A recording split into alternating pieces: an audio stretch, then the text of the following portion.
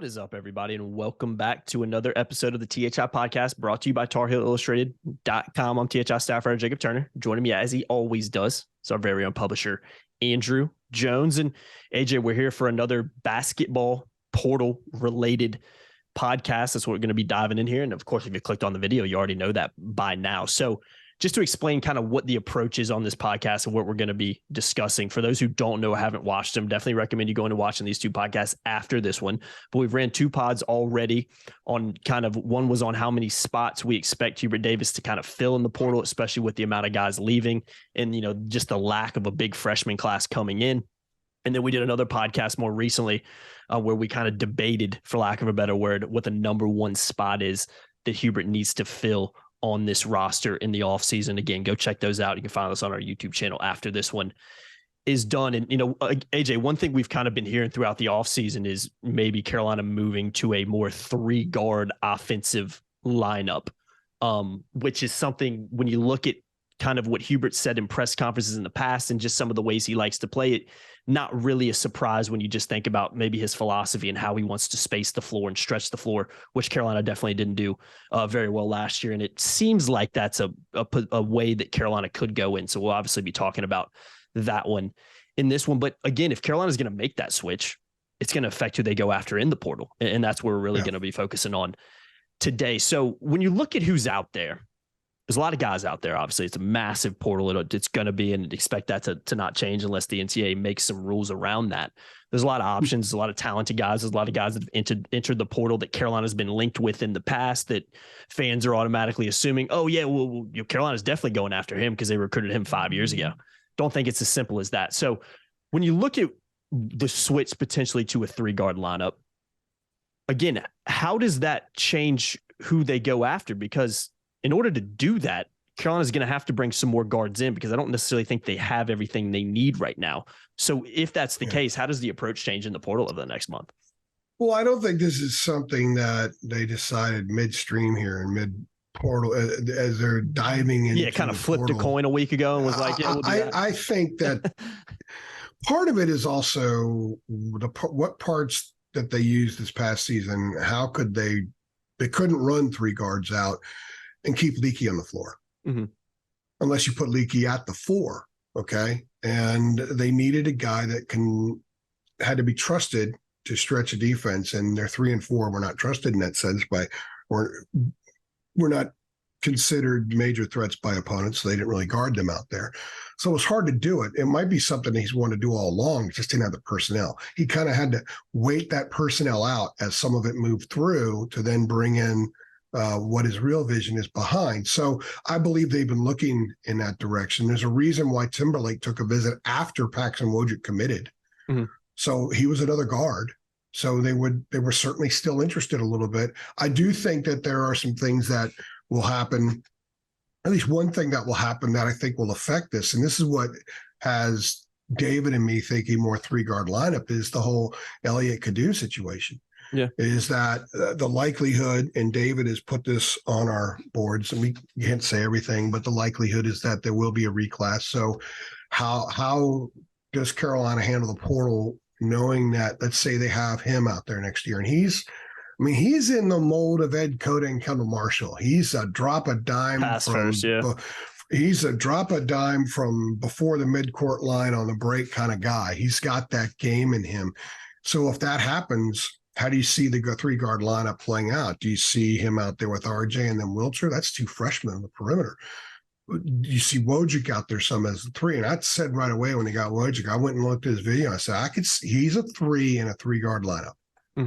That to me is a guy that he's got some stuff in his game, and he just looks like he'd be really comfortable as a three in a three-guard lineup out there.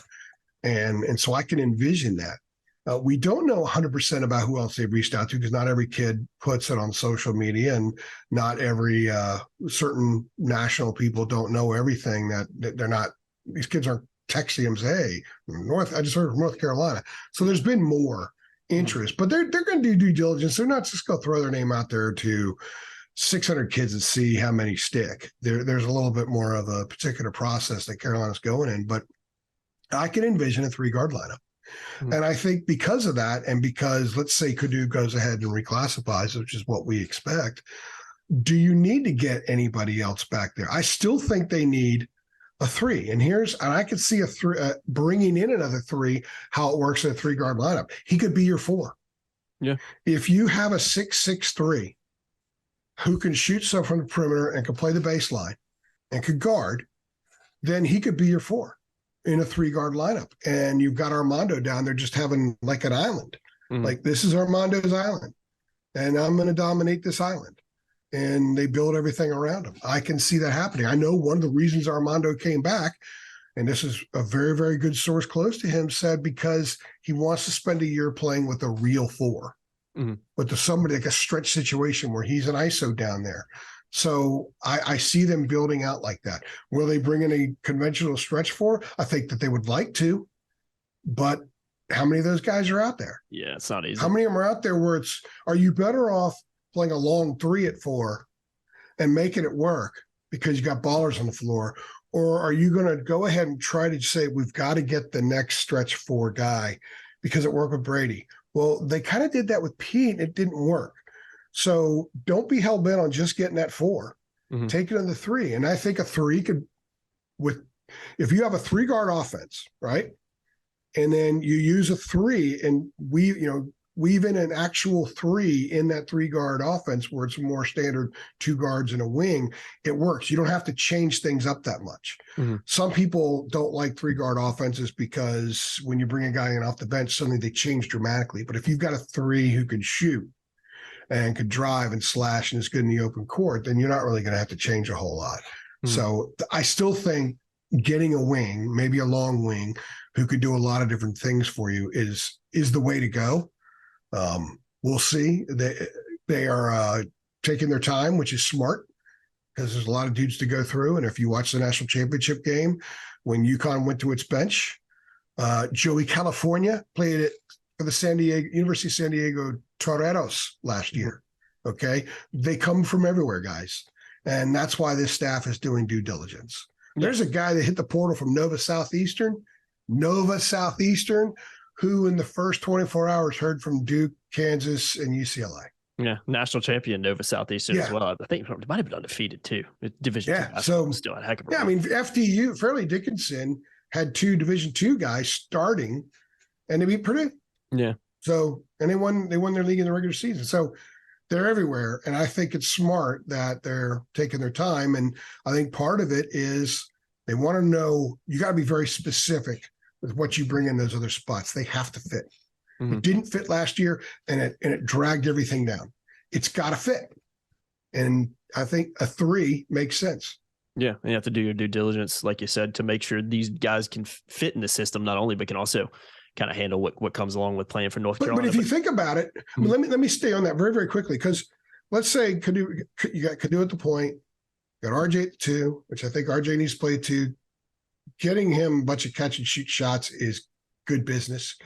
And then David's talking about Wilcher at the 3. I was saying before, maybe Wilcher at the 1 and RJ at the 2. He has the size a lot of for stuff. Definitely has the size. He has the size. He has the size for it. So that's an attack group right there. If you have those 3 on the floor and you're calling set plays when they're in mock transition, that's a problem. If Hubert brings those, if that's what Hubert goes with, I think that we can see maybe a shift in other things too. I think that's going to tell us a lot. You can't play call the crap out of that group. You have to give them freedom and let them go and play off each other. Yeah. Especially when you have a bunch of passers and guys that have 3-level scoring ability, perimeter, mid-range game, and getting to the rim. And I think with that trio, they would have that. I think the only thing that concerns me about Wilcher at the 3 is he's not, and correct me if I'm wrong, I've seen highlights of him. I've listened to the podcast you and David have done. He's not a guy that's really a threat outside shooting. He's a guy that really much rather gets to the rack. So to me, again, like, it sounds nice because of his size, but again, Wilcher concerns me a little bit because is it just a Leaky Black situation where you're just like, we'll just leave him out there and he might hit a 3 every once in a while, but we don't really have to guard him. I don't know. That's the only concern I have. People that have seen him more could probably better answer this than me, but I also look at it as a situation where in high school, there's sort of a driving mentality. Yeah, especially at his size, he can get to the rack. Especially where he plays, where he comes from. Up there, guys drive, they get to the rack. Yeah. That's what it's about, getting to the rim, and so that was sort of the mindset. Maybe he's a better shooter than we realize. Yeah. I know that's something he works on. When David talks to him, talks to his dad, talks to his coach, it's something he works on a lot. But if you're 1 and 2, Cadau's a pretty good shooter, but he doesn't always shoot a lot. He's not a high volume scorer. I think he's probably a better shooter certainly better than Coda was. Coda wasn't a very good shooter at all. Looked uncomfortable shooting sometimes. I think Kendall had sort of a flat set shot. Yeah, Kendall had an interesting shot, but it was decent. It was decent. And, he had that little set shot from the free throw line. Mm-hmm. It would almost look like a curl, but they weren't running a curl. It's just where you get the ball.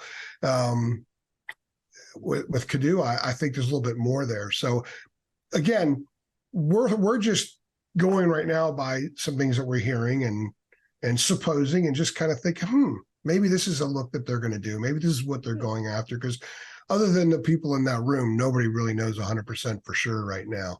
But I do think that there's enough on the tea leaves to suggest that this is the direction that they're going. And it makes more sense to me too, because it was interesting last week. I think it was Friday that Hunter Dickinson announced he was transferring to Michigan Ford. And there was this big frenzy on Twitter because Armando Bacot retweeted it with some pictures. They used to play together. And, like Carolina fans, they should go get him. And I remember tweeting out, I said, to me, this doesn't really make sense for you to go and get him, because the only way you go get a guy like that is if you want to play two bigs, because he's not a guy that's going to come play behind Armando Bacot. It's not going to happen. He's not going to be like, yeah, I'll just come sit behind Armando and play 8 minutes a game. That's never going to be the case.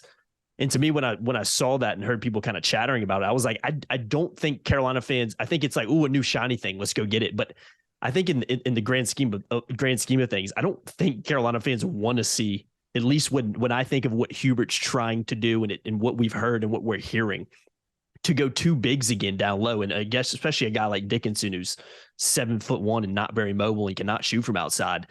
That to me would just be a recipe for disaster again. He's decent, threes. He can hit threes. I don't know. He's got a nice release out there, but I agree with you. It just didn't make sense. You know what I mean? And again, I know for a fact that as big a reason as any that Armando came back because he wants to spend a year playing college with an actual stretch four. Yeah. That didn't happen last year. Mm-hmm. And once teams adjusted to Carolina because they knew what Pete was and they knew the sets, Armando didn't score 20 points the rest of the season after the NC State game on January 21st when he broke the all-time rebound record. It was a struggle for him just to get the ball, and when he got it, to get anything off, because teams would double and sometimes drop a third guy down there. The doubles didn't have to come from very far. The whole point of playing with four guys who were stretched out is double has to come from a long way. So by the time Armando gets the entry, you can't cheat like Notre Dame did. Notre Dame was cheating big time. Like they were running over before the entry was made, knowing the entry was going to be made, right? So if you have dudes that can stroke, you can't leave them. So it takes the double longer to come down, and you put Armando in a lot of ISIS situations. If you got him out there with Hunter Dickinson, that's not going to happen. It's just not going to happen. No. Now, of course, watch them go ahead and get Hunter Dickinson, and we look like idiots on this. Yeah, I just don't see it. I just don't see it happening. And to me, it doesn't make sense. Yeah. Yeah, I just don't see it happening. I think that a 3-guard lineup with a 3 who can play 4, I can see that happening. Mm-hmm. Look in Houston this past weekend. Now, I know that Connecticut did have a fairly conventional 3, but he also hit not 3, a 5-man, but he also hit a couple threes. And he runs the floor really well. Mm-hmm. And he moves. So he doesn't just camp out in the paint. When you watch Connecticut, man, their movement off the ball offensively is unbelievable. Carolina was a polar opposite. Yeah. That's the thing about watching this tournament. Hubert's sitting back watching this tournament. He's like, oh my gosh, look at all this. It's like if you've been eating the same 3 things for years and years, and then you go to a supermarket. Mm-hmm. And you look at all this stuff out there, it's like, holy crap, there's all this stuff out there I can be eating instead of the same old thing. I think that Carolina may have reached a point like that because there's a lot of ways to play the game. And I think a lot more conventional ways to play the game that wouldn't mesh with how Carolina approached the game this past year. Yeah. And it just makes more sense. We said it earlier, and this is the last thing I'll say before we wrap this one up. When you look at who's in the portal, you can go get a stretch 4 like Brady Manick, maybe, but there's few and far between. There really are. We saw that last year with Pete Nance. Again, a guy that was brought in as a stretch four, but we talked about it at length. You could watch 2 minutes of his Northwestern tape and say, that guy's not a stretch four. So it never really made sense. I think you have more options. You have more, not only do you have more options, I think you have better options out there in the portal if you're looking to bring in more of a guard heavy offense. And again, you hit the nail on the head, AJ. You talk about an NCAA tournament that was just guard heavy. And it's been something that's, I think it's for me, it's kind of a running joke that it seems like the team that wins it every year has just elite guards that go off. And Carolina did the same thing a couple of years ago when they made it to the national championship game. It was Caleb Love and RJ Davis, and were sensational. And they obviously had Manick and Baycott that did their thing as well. So I think for a number of reasons it makes sense. And if you have a guy like Elliot Cadeau reclassifying too, bringing in another guard as well, then I think it makes even more sense because you've just got a little more of abundance of options that you can work with. Go grab a couple guys in the portal and you can kind of mix and match certain positions and switch things up and see what you can find. But I do agree, like we debated last week, I think a stretch four is important. So if you can get some guards that can shoot the ball, I think Carolina could find themselves in a really good place, and a backup five would be nice. If you can get your stretch four out of a long three, I think that's even more ideal. Yeah, I think because you're going to rebound. You're going to rebound. Armando's going to chew them up. It's going to be Pac-Man eating all the pellets. And again, I think that the athletic ability, the mobility is really important. Pete didn't have that. So he played in sand sometimes, and the offense was in sand a lot. But if you have a long three who's at the four, even if he's not a great shooter, it's still space. Yeah. And if he's a guy that can play baseline, you have to be aware of him on the baseline. And that's something that misses too. They don't use enough. They didn't use enough of the floor. They need to use more of the floor. So get some dudes with hops out there, with bouncy guys that can hit some stuff, can slash backdoor and do all that kind of junk. And I think that's the way the game needs to be played. And that I do think that there is a shift in that direction a little bit. We'll know how much in about a month or so once the roster is finalized. Yeah, I was thinking about it. It could be less than that. Yeah, it definitely could be. I was thinking about it throughout this. I think earlier, about a couple months ago, when the season was coming down to a close, I was like, man, I can't think of the last time Carolina scored off a backdoor cut. I mean, just basketball 101. I don't think they had a single bucket off a backdoor cut last year. I mean, it wasn't even backdoor cut, and it wasn't even like they didn't score off of it. I don't even remember them actually trying to do that. And I think that's something. Well, it's just the cuts. You watch Miami, watch Connecticut, the cuts from anywhere on the floor. Yeah, it's not just your Mike O'Koren baseline backdoor for the layup. It's cuts from everywhere on the floor because of movement. I mean, UConn, if you go back and watch UConn in the Final Four, watch the movement on offense. Fantastic. It was exquisite. Yeah, it was a joy to watch. It really was. And Carolina was the polar opposite this past year. It was night and day. And last thing, I'll say this real quick too, because we haven't talked about him. But in terms of Carolina needs to go find a stretch for. Let's not forget about Jalen Washington. I think he's a guy who could really grow into that role. I know we're going to do another pod. We hit Armando. We'll discuss him a little bit more. And I do think there's a big question mark over what he eventually becomes. And I'm not sure.